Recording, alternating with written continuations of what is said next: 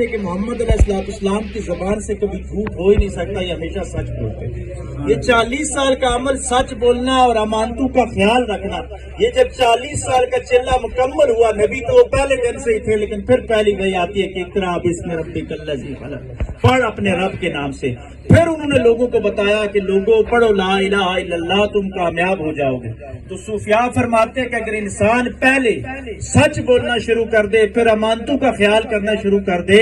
اور پھر وہ لا الہ الا اللہ پڑھے، تو اس کی زبان پہ اور اس کے دل پہ اثر ہو جاتا ہے۔ کیونکہ ذکر میں تو اثر ہے، لیکن ہماری زبان اسی طرح اگر اثر رکھے تو، جس طرح گولی کہتے ہیں کہ مارتی ہے لیکن وہ متعلقہ میگزین سے ہوتی ہوئی اس متعلقہ جو آپ کا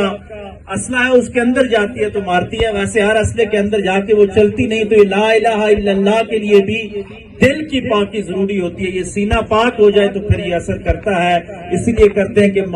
کہ محبت کے لیے کچھ دل مخصوص ہوا کرتا